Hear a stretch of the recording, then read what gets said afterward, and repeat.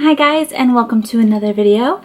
Today I'm going to show you how to style a lace front wig. This one right here is by Donalove Hair. They very kindly provided me with this wig, and I thought I would show you guys how to do this super cute little mini messy space bun hairstyle. Personally, I think that if you're gonna wear a lace front wig, it's always a good idea to style it in some way that it's not just being worn down and straight and flat. I think it makes it look a lot more like natural hair when you style it in some kind of way. These are my little messy space buns. Personally, I think in the future I'd style them a little farther back from my head, but they're kind of cute just sort of sticking out right here. And I added some little clips to them. So stay tuned if you want to see how to style a lace front wig just like this. Okay, so there are a few things you are going to need in order to do this. The first, of course, being your wig. This one here is from Donalove Hair. They very kindly sent me this guy, and I'm going to explain a little bit about the quality of the wig that you choose, because this is really important when you want to style a wig. You need to make sure that it's good enough quality that it'll be able to stand up to being styled and also look good once it's styled. So this is a lace front wig here, and lace front means that instead of the standard front of a wig that is kind of sewn in and looks very fake, lace front wigs have lace at the front. So that's what this sort of mesh part right here is. This is the lace, and you can see it extends all the way across the hairline from ear to ear, all the way across the front of the wig. Now when you get the wig and first take it out of the box, the wig will have an extra couple inches of lace attached to it. What you want to do is trim that down with just a pair of sharp scissors. You want to trim it as close as you can to the hairline without cutting into the hairline. So I'm trying to show you that here. It can be a little bit tricky. Let me see if I can get my camera to focus. It can be a little bit tricky to cut close enough to the hairline without cutting into the hairline, but that's really what you want to do, because any excess lace that's left over sticking out, depending on your skin tone, it can be really visible if it doesn't quite match.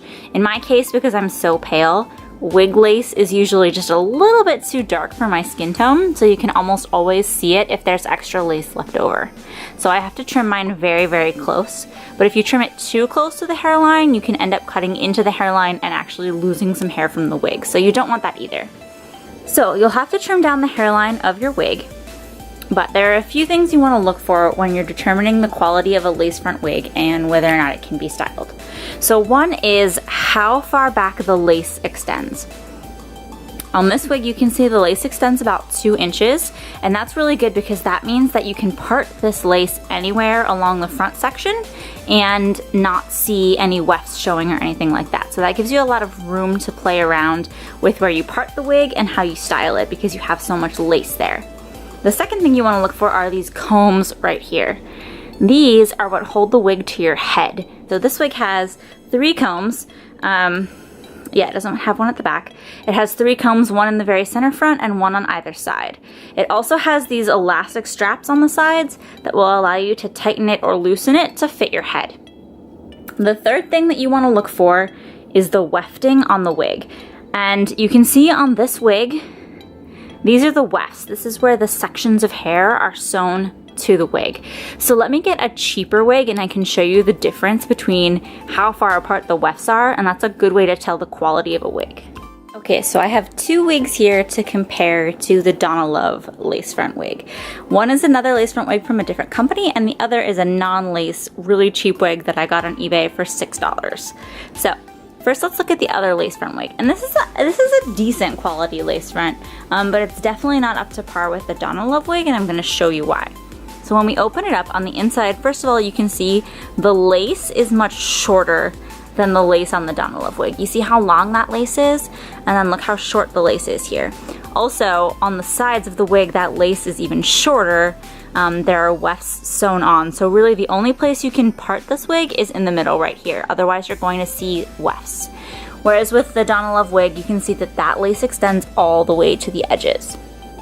Now this wig does have the 3 clips to hold it in place, but one thing you're going to notice is the cap construction. So the cap in here, while the wefts are sewn pretty close together, there's no cap on there. This is just strips of a stretchy lace fabric that's holding the wefts in place. There's no actual cap fabric on top of those. Whereas on this one, you can see there are no strips of lace. It's a solid cap fabric all the way around. What that means is that if you part this wig in the wrong place, you're gonna see right through those wefts to the lace, or to the wig cap that's underneath. So you're gonna be able to see right through them, and they're gonna expose your wig cap or whatever it is that you're wearing underneath this wig. Whereas with this one, that's not gonna be the case. Wherever you part those, you still have, though you still have wefts, there's this cap construction covering the entire thing that's gonna prevent you from seeing whatever kind of wig cap you're wearing underneath. With this one as well, there is a comb in the back, which I do like. And it's got the 3 combs on the sides as well as this guy right here. The wefts are pretty close together, which means that there is a lot of hair on this wig. So this is actually one of my favorite less expensive lace fronts. It's a pretty good deal. I got this for about $30 on eBay, but as you can see, like my thumb is going right through it right there. So there's nothing between whatever hair or lace cap you're wearing underneath and the wig itself. Whereas with this one, that's not the case. My fingers can't go through it no matter where they are because there's cap there. So that's a big deal, and that makes the wig look a lot more natural when you're wearing it, and it makes it a lot more easily stylable. Now let's go to the cheap wig, and you can see a huge difference in the construction here. First of all, this is not a lace front. This is just a regular wig, and it has a skin top, which is what you're seeing right here. So that's meant to mimic the look of a skin part, but that's only in that one area, so you can't change the part on this wig at all. There are no combs to hold this wig onto your head, nowhere, and there are elastic straps, but you can see that the cap is made of this, like, it almost looks like a football or sport type mesh, and you can see how far apart these wefts are. These wefts are almost an inch apart, whereas on this wig, they're much more like a quarter inch apart. Here they're much, much farther apart, and even on this one, you can see they're much closer together. What that means is that the hair on this wig is much thinner, and anywhere you try to part it, you're probably going to see a weft because there's just not much hair there. So there's nothing to cover any kind of styling you're going to do. And this black cap is going to show anywhere that you part the wig. Whereas on these 2 wigs, at least the cap color matches the color of the wig, you can see. This one's blonde and this one is like a reddish color. This one is black for like a reddish colored wig. So that's a really bad sign that you're not going to be able to style this wig at all, because anywhere you part it, you're gonna see black mesh wig cap. Definitely not the kind of wig you wanna use if you wanna be able to style it. So, this is definitely a very stylable wig, so you have a lot of options with this wig, and that's why we're using it to style. Okay, so there are a few supplies you're going to need to style your wig, but not very many. The first is a wide tooth comb like this. I use this to part the wig, and this is really good because any sort of thinner toothed combs can snag and tangle in the wig and cause rips and pulls and tears, and that's not what we want, so we're going to use a wide toothed comb. Next is a wig brush. This is one that Donalove sent along with the wig, and I've actually been using it, which is why the logo is a little worn off. But Donalove sends one of these along with each of their wigs, and this is awesome. It has these really pliable plastic bristles that are great for combing and brushing out your wig without causing damage to it. So a wig brush is a definite must. Next up, we're going to need wig T-pins. I get these at my local beauty supply store, and these are for attaching the wig to our wig head, which you're gonna see in a minute. And the reason to use these types of pins rather than some like regular sewing pins or something like that is because the T shape of these pins prevents them from accidentally tearing through the lace or the cap of your wig. So they won't cause damage to your wig when you pin it to the form using these. And then finally, some elastics. I like these clear plastic ones, but you can really use whatever you like. These are great though because A, they're super cheap and you get a ton of them at once. They're clear, so they won't show, but also when you want to remove them, you can just cut them right out and not feel bad about it because, like I said, they're super cheap and you get tons of them. So that's all you're gonna need for styling. Some wigs and some styles can use things like hairspray or hair gel, but I only recommend that if you want to permanently style your wig. That means you won't ever want to take your wig out of whatever style it's in. Wigs have a harder time returning back to their natural state than hair does. You can wash them and remove some of that product, but I don't recommend that you style your wigs with hairspray or hair gel unless you really want them to stay in that style forever. So that's good for things like cosplay wigs that you know you're going to want to keep that style. But if you're wearing sort of a daily wear wig and you want to try to change the style in the future, I don't suggest using any kind of hairspray or hair gel. They should hold their style well enough on their own. Last thing you're gonna need is a trusty wig head. I get this one at my local beauty supply store. Oh, that's an awful noise. Most beauty supply stores will carry these for a couple dollars a piece. I just have mine sitting on, it's actually a dress form stand, so I took one of my dress forms off the stand and just put the wig head on it. They do have a little hole in the bottom that allows you to prop them up on stands.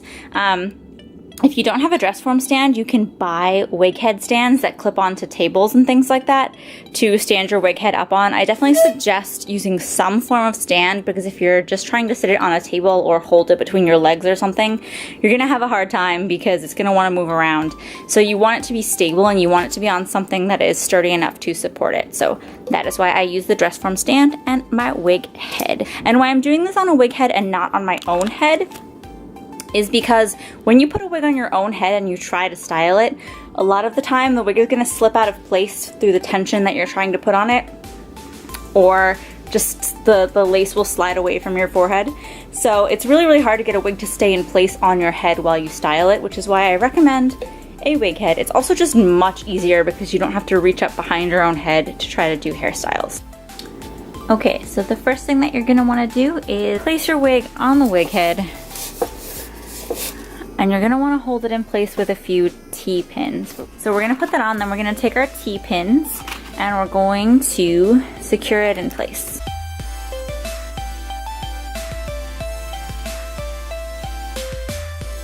So you wanna make sure you have enough pins to hold it in place, and so that you're not putting too much pressure on the lace, because the lace can stretch. So you wanna make sure that you're not stretching out the lace when you're trying to style the wig. I also like to put one, if I can, just kind of in the back here at like the nape of the neck, just to make sure that that doesn't go anywhere either. All right, and there we have it, pretty well secured to our wig head. So the first thing we're gonna wanna do is brush this out to make sure that there are no tangles. I am using my wig brush from Donalove Hair. Brush it out to make sure that there are no tangles in the wig and that there's nothing in the way of you styling it the way you want to. And when you're brushing a wig, the most important thing is to start from the bottom. So we're gonna start from the bottom of this wig here and work up towards the top. It seems kind of counterintuitive because usually when you're brushing your own hair, you kind of start at the top and go down. But what this does is it allows us to remove any tangles from the bottom area so that when we move up to the next section, we won't be pulling those tangles down through the wig, because wig hair is much more susceptible to breakage and tearing than your natural hair is.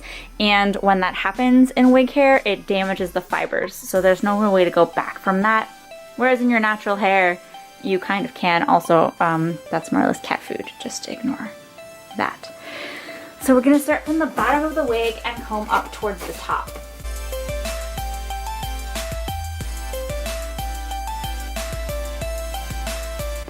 Okay, so once your wig has been brushed, you're gonna wanna decide how you wanna style it. For most lace front wigs, the possibilities are kind of endless. You can style it in braids, but you do have to be careful because certain ways that you pull it back will reveal the wefts underneath. So you can kind of see here that the wefts are showing, and that's not what you want. You don't want, I'm sorry that this squeaks whenever I turn it. You don't want the wefts to show. So you want to be careful that when you're styling, you aren't revealing those wefts accidentally. And that's another reason why it's great to style it on a wig head and not on your actual head, because you'll be able to see the back of the wig and see if you're accidentally revealing any wefts whenever you style it. So the style I want to do is two kind of cute space buns, and then leave the rest of the wig down. So I want to make a part down the middle of the hair, but I don't want my part to be super, super defined. And on a wig, it's better to have a less defined part because that means less chance of the wefts being visible. So even though on this wig the lace goes back really far, like I said, the lace goes back about 2 inches. Once you get past that point, you're gonna start seeing wefts. So I wanna try to make sure that where I'm parting it, I'm not gonna see any wefts when it's pulled back.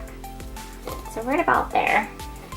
And I do kind of want the style to be a little bit messy and a little bit imperfect, and that's sort of the ideal style for doing on a wig. Because when you have really precise parts and things like that, you tend to start to reveal the fact that it's a wig. So I'm gonna part it about right there. And what I like to do, I always like to leave a few little tendrils out in the front. I think this makes it look more natural when you're wearing it. So now from right about here, and personally, I don't like to pull back the hair that's directly over the ears. So the part that's directly in front of this kind of like ear flap, I like to leave that down. And there's a few reasons for that, but actually if you watch Game of Thrones, you can almost always tell when a character is wearing a wig because this part in front of the ear will be down. Even if the rest of the hair is braided and pulled back, they'll leave this part down. The reason for that is that you can never really fully predict where a person's sideburns grow in right here, and this piece of lace is always the kind of part that wants to be a little bit more flappy. It doesn't quite want to stay down flat to the head. So if you leave some hair down in that area, it's much easier to disguise the fact that you're wearing a wig than if you pull that back and you risk showing off your own natural sideburns that don't match the wig. So I like to leave that. So this is about as much hair as I'm gonna use, maybe a little bit more from back here. So about this much hair is what's going to become my bun. Now you can see on the side here, if I pull this up too tight, I'm starting to show off some wefts. So I'm gonna wanna leave a little bit more of that down. Separate out a little more hair and leave it down to cover that area, like that. So just always be on the lookout for any visible wefts when you're styling and adjust as needed. You may not be able to use as much hair as you want. You can always make it work, but adjust as needed. So I'm gonna pull this guy back. And this is, like I mentioned, why it's so much easier to style on a wig head than on your actual head. Because if you were trying to do this on your head, the wig would want to kind of move around and try to slip off of your head or pull back from your hairline as you're doing this. And it's just way harder than if you do it on a wig head. All right, so there you can see I'm not really seeing any wefts down here. I've parted at a spot that's pretty good. The wefts are all covered. I'm not seeing any wefts at the top. So this is a good spot to part my wig. So I'm gonna take one of my little rubber bands, these little clear guys, and this can be tricky. It can be kind of hard to pull the length of this hair through without getting any pieces caught. So I'm basically just gonna pull this up into a little pigtail right now.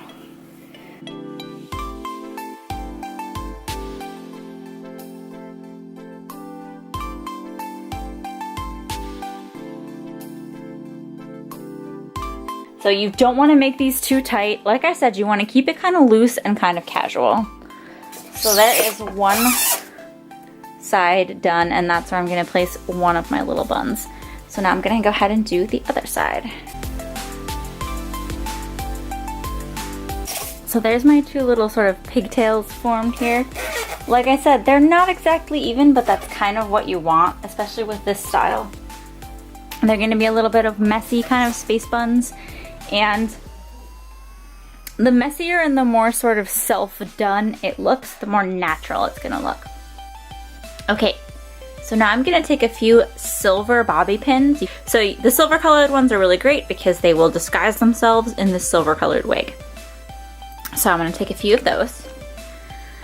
And I'm gonna start over here on this side. I'm gonna take my piece of sort of pigtailed hair, and I'm gonna give it a little bit of a twist, just a loose twist. Nothing super tight.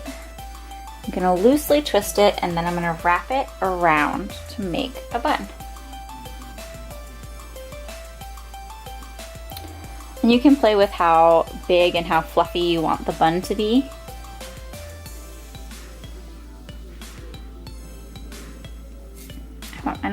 tighter than that. So there we go. And once you have it where you want it, just secure it with a bobby pin. So there you go, that's it. That's how easy it is to style a lace front wig. I'm gonna add a few little accessories to this guy. I don't like how this thing is little peeking out right here. So these are hair clips that I just got at a local craft supply store actually. And I'm gonna go ahead and add these to decorate my little buns.